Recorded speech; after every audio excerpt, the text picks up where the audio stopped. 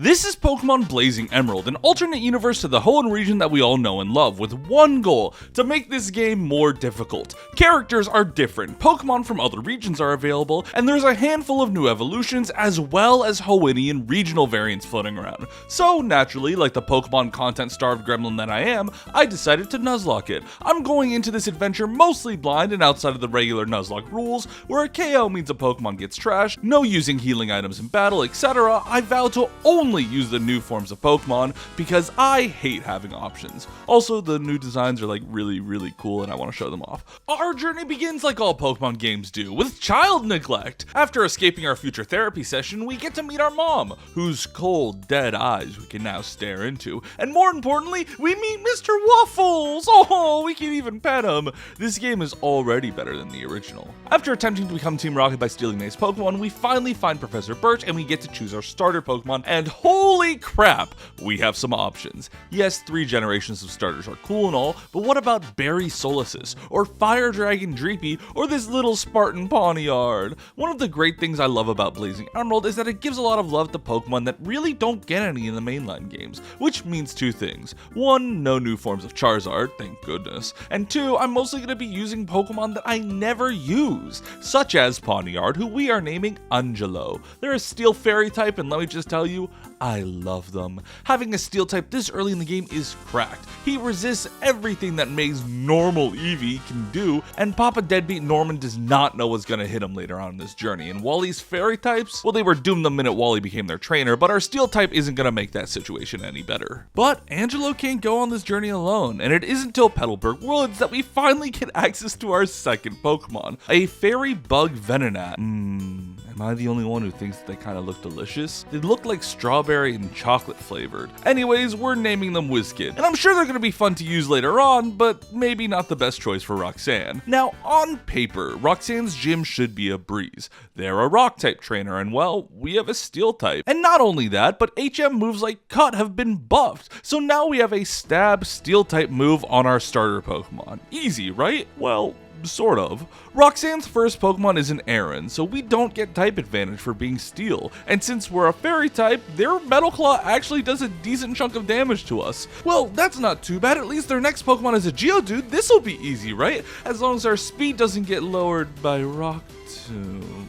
Well, I'm sure we'll be fine unless they have a brand new form of a famous stall Okay, yeah. No, I'm panicking a little bit now. Mareanie is one of my favorite Alolan Pokemon, so I know just how terrifying they can be when we're this low on health. But luckily, by the grace of Arceus, we make it through our first gym. Between that close call and both Angelo and Whiskit almost dying in a rival fight, I say we need to give Angelo a break. So Whiskit is up to bat, easily beating down Team Aqua so we can ride Mr. Briny's boat towards better tidings, in exchange for, you know, delivering some mail. On our way to deliver a letter to Steven Stone, we do see a pretty neat electric water tentacle that I hope we can get later on. But you know what? After 20 years of playing Pokemon, I'm just now thinking, who the hell is Mr. Briny? Is that ever explained in other media?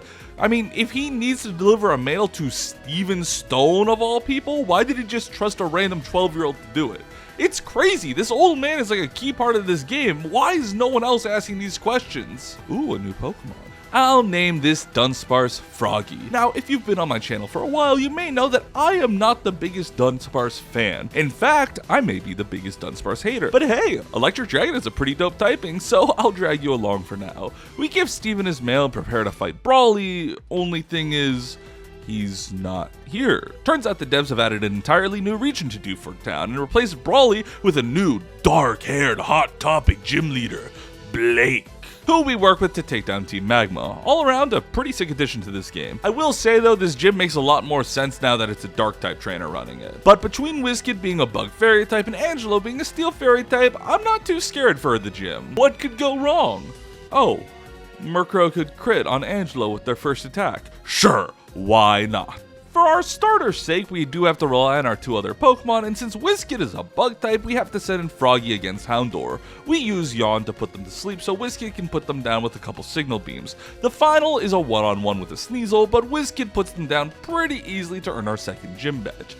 Next up, we travel over to Slateport City, where we can catch our next Pokemon, a regular goddamn Farfetch we're naming Fafnir. Farfetch does have a new evolution in this game, but until we actually evolve them, we're going to try avoiding to use them as much as we can. can. I also want to mention that we do name all of our Pokemon after subscribers and commenters around here, so if you want to be in my next Nuzlocke, make sure to leave a comment down below. In the meantime, Froggy is an electric type, so Team Aqua doesn't really stand much of a chance. New adorable Seal aside, so we keep moving on. Now, during our rival fight under the bike path, I began to realize something. None of our Pokemon have really evolved, have they? This could be the reason that I'm struggling so much to beat arguably the easiest rival in Pokemon history, because let me tell you, it's definitely not because I'm bad at Pokemon, right? No, it has to be their fault for not evolving, of course. Almost on cue, Fafnir decides to evolve, so I don't have an excuse anymore. If only the fighting flying type would be more useful against Watson. But you know what? Their design is pretty damn sick. Oh yeah, there was some silly lost orphan in front of the gym, but Angela managed to put them in their place. As strange as it sounds, our very own electric type Froggy is going to be the Pokemon we're relying on to beat the electric type gym. Not only do they have Yawn, which can put these zappy buggers to sleep, but they also have access to the move Dig, which is the only ground type move my entire team has. So imagine my surprise when Watson sends in his very own Dunsparce to fight us. Oh, what fun. Luckily, Froggy is just built different, and we get through it with no casualties. Next up is Watson's Electrode, who tries to paralyze us, but we planned for this exact scenario, giving Froggy a Cherry Berry. We managed to put them to sleep and then use Dig for a critical hit KO. 2 down, 2 to go. Luxio is next up to bat, and Intimidate really hurts us, but I figure I'll just play it safe, go for a Dig, which takes out half their health. But it also means we now get paralyzed. The little tadpole that could takes their first damage in this fight, only in exchange for Luxio's life. Magnezone is next, and Froggy takes a powerful Tri-Attack, but a 4 times effective critical hit Dig earns us our 3rd gym badge. Froggy may single-handedly change my opinion on Dunsparce's. What a goddamn Chad. I would be lost if anything happened to him. Don't lie, you genuinely thought Froggy was gonna die right there. Nuh-uh, he's built different. He's not going out to some random chump trainer's Breloom, and WizKid, for saving his fellow, is finally going to evolve, and look at them.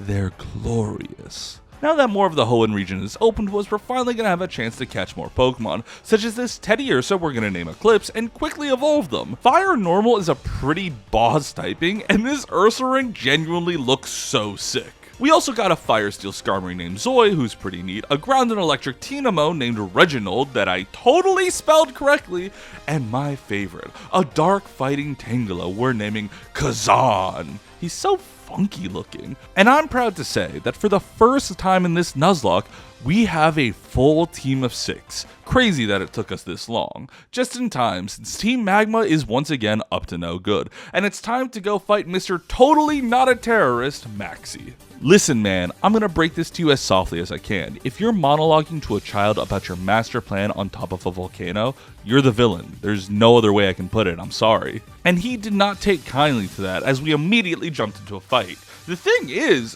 to my surprise, Fafnir is cracked. It helps that they're one of the few Pokemon that's actually evolved on our team, and also having access to Sword Dance, we're able to set up and just one-hit all of Maxie's Pokemon.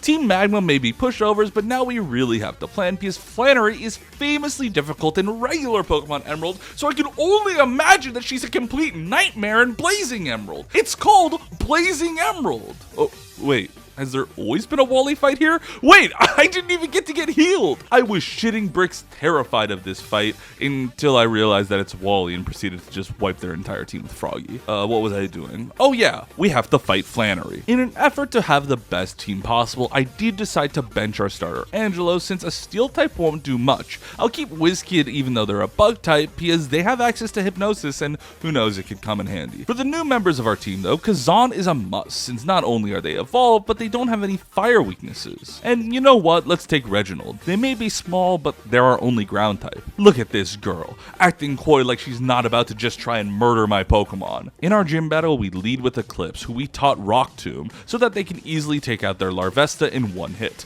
But Camerupt does kinda stare me, but a lucky combination of Stab, Quick Attack, and Oranberry and a critical hit is enough to barely eke out a W. Unfortunately though, Rock Tomb won't be able to do anything against this Rapidash, so we have to switch out, and it's time for the GOAT, Reginald, to immediately get OHKO'd.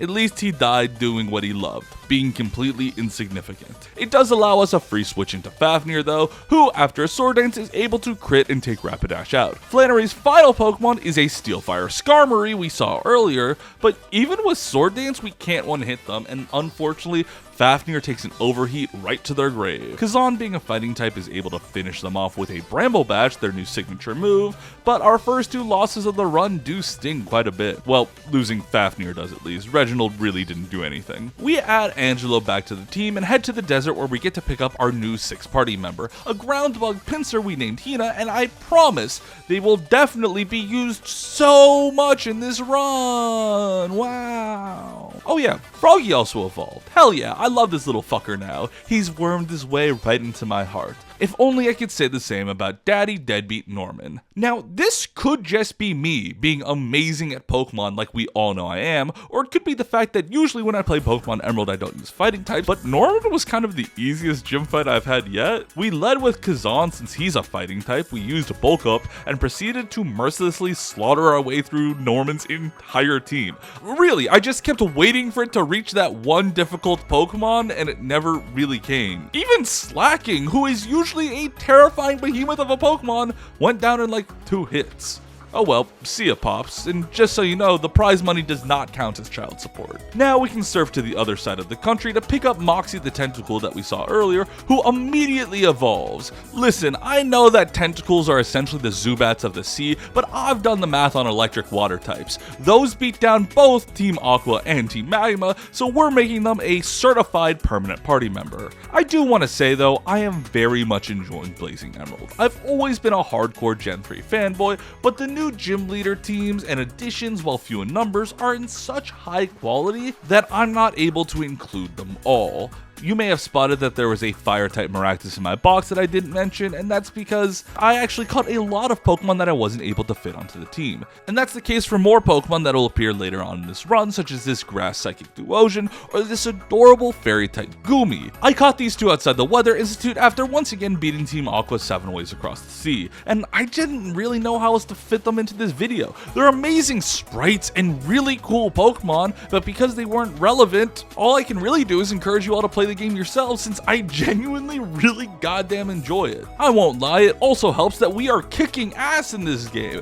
We are currently destroying our rivals team, which is like a complete hogpog grab of near starter Pokemon, Espeon, Clefable, and Raichu. You know, this late into the game, it's wild that our rival only has 3... No, Kazan! We needed you for the... Oh, up next is the Flying Gym. Well, they wouldn't have been useful there, but they would have come in handy for the next gym. Oh, the next gym is Psychic. Well, I guess they wouldn't have been that much use for the rest of the game. But I'm still gonna miss you, bud. Because now we need to plan to take on Winona. And honestly, even with recent losses, I'm feeling pretty confident. We have a powerful physical attacker with a Rock-type move in Eclipse, a Dragon Electric type that puts people to sleep in Froggy, and Moxie has one of the most overpowered electric moves I've ever seen, called Overcharge. It's a 140 base power attack, but in return paralyzes the user. So if you stick a Cherry Berry on them, you can just sort of call it a day. Also, Zoe is here because I needed 6 party members. So we pulled up our bootstraps and prepared to fight Winona, only for Froggy to start a massacre. I know, I have a tendency to get really cocky in Pokemon Nuzlocke, which causes me to lose, but I mean, Pelipper, 1 hit. Aerodactyl, 1 hit. Dodrio Regional Form, 1 hit on us, because it turned out to be a ground type. God damn it, I'm gonna miss Froggy. Whizkid is able to finish them off by putting them to sleep and then using their unique fairy move Moonrazor, but I probably should have seen the ground typing coming considering they look like Cubone's second cousin. Winona's next Pokemon is Tropius, and we send out Zoe for their very first battle, and we tell them to do one thing. Spam Blaze Kick, literally a dozen freaking times until that Tropius is burnt to a crisp. Winona's final Pokemon is a Malarkey, the evolved version of Farfetch that we had earlier, and that's when I realized that this battle completely mirrored ours against Flannery, except this time we have the Skarmory. So by that logic, we should be able to win, right? Nope. In this universe, Winona remembered that Malarkey is a fighting flying type. So with a single punch, Zoe goes down. I know we lost a Pokemon there, but it kinda felt cathartic in a strange sort of way. And hey, at least they were more relevant than Reginald. Anyways, WizKid puts them to sleep with hypnosis and then, puts them to sleep to earn us gym badge number 6.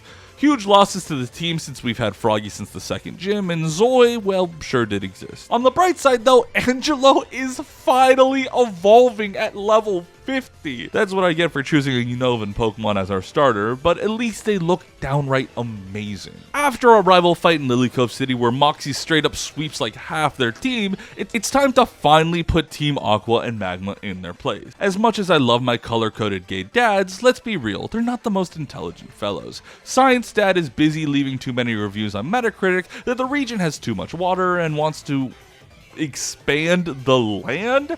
Buddy, there are so many ways to make new land without killing the ocean. Just go to Dubai.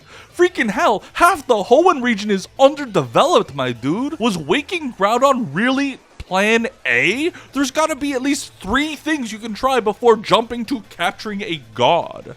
And you know what? I could forgive all that and just say that you're passionate. I can forgive you for being a pushover in battles. But I just can't forgive you for trying to use the blue orb on the red Pokemon. Come on, man, I'm colorblind, and even I can figure out that you're doing something wrong here. I expect this from Archie, because he gives off big himbo energy, but you're supposed to be the smart one. Well, there goes Groudon to rampage the land. That really doesn't seem like our problem right now, so instead, let's catch a Fire-type Dreepy that I had to search for like an embarrassingly long time to find. To the box for now, but they're a surprise tool that will help us later. I meant to name them Ace, but I misclicked, so now their name is AC. We will add a new Pokemon to our team though, in Silver, this dark water-type Dugong that's pretty freaking sick. They're especially going to be handy when we have to fight Tate and Liza. Our strategy is to use Hina, who I totally remembered was on this team this entire time, as a powerful physical attacking bug type.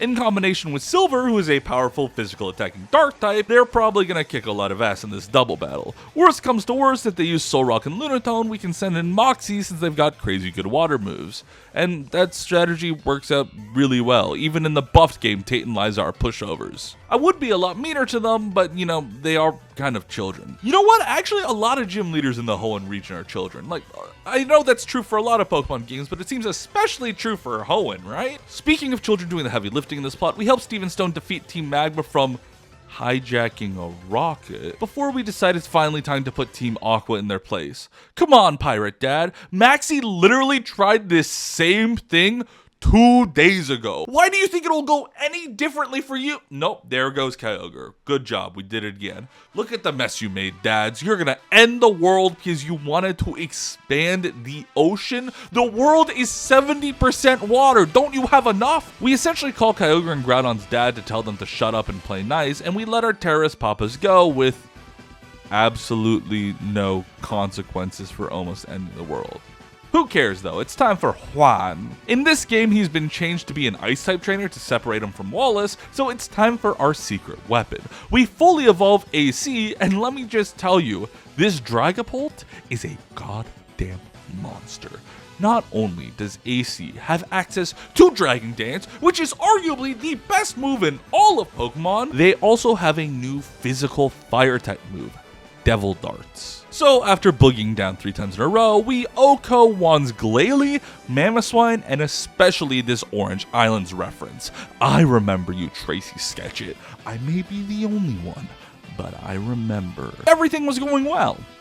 Until Walrein. Listen, I love Spheals so much that I can't bring myself to one-hit KO them, and neither can I see. I was fully prepared to lose our new warrior when Walrein instead decided to use Roar? I'll take that, because Silver has no such issues with putting this walrus down. For Frostlass, we're going to our old reliable, Eclipse, until I realized that I had made just a teensy-weensy mistake. See, for Eclipse, I realized I may have made their only Fire-type move Flare Blitz, which works when taking out Frostlass, but unfortunately also does a huge amount of recoil damage. So when Weavile Night Slashes their health down, it's enough that taking them out also killed our darling teddy bear. I'm sorry, that's on me. But at least we got our final badge, hooray! And who's coming back to the team except our one, our only, the GOAT, Hina. Wow, we would have lost this run so many times without them. Now it's finally time for the Elite Four, after, we beat down Wally again, but at the end of the day, he's just, Wally. WizKid kind of just destroys his entire team. Our team for this championship gauntlet is Silver, the Water Dark Dugong, WizKid, the Bug Fairy Venomoth, Moxie, the Water Electric Tentacruel, AC, the Fire Dragon Dragapult, Angelo, our Fairy Steel Bisharp, and of course, the MVP of the run, we just added them back, it's your favorite, Hina, the Ground Bug Pincer. Long may their reign be. You laugh, but they're gonna be super handy when we have to face Sydney's dark types. Oh, Phoebe is here. She's usually the second Elite Four member, but I just realized that they rearranged the entire Elite Four. That makes sense. We lead with Silver since they're a dark type, only for Phoebe to send out an Emolga that I've never seen before. I know they're usually an electric type, but Silver should be able to take a hit. They're pretty beefy after all. To my surprise though, Emolga uses Brave Bird, and we can take that to one-hit KO them with Knockoff. Next up is Gengar, who hits us with a Thunderbolt, and Silver barely survives while taking them out with a Stab Knockoff. But it's kind of time to switch Pokemon now, because Dusknoir is a tanky beast. So I figured the best thing to do would be to send out WizKid, take an Ice Punch, and then put them to sleep, so we can finish them off with a Shadow Ball. Unfortunately, this Dusknoir has Sleep Talk, so we end up getting frozen. That's swell. But I mean, if they're asleep and using ice moves, we might as well Dragon Dance with AC. That way, we can boost our pursuits and pretty much get rid of them. When in doubt, Boogie Down, because AC also gets rid of their Banat and their Cofagrigus. Phoebe's final Pokemon is the sickest Lantern I've ever seen. I mean, really, look at how amazing this sprite is. Lantern has no right to look this cool. Oh, it's dead. The second member of the Elite Four is a woman named Serena. I'm sure it's a different one, but I deadass thought that this was supposed to be the X and Y protagonist and was really trying to make the connection as to what the hell typing she could be, but color theory tells me that Green Room means they're a grass type trainer. So once again, AC is able to Boogie Down and Devil Dart Sunflora, their brand new rock type Shuckle, Vileplume, a Hoenn Reniculus, Ferrothorn, and Meganium.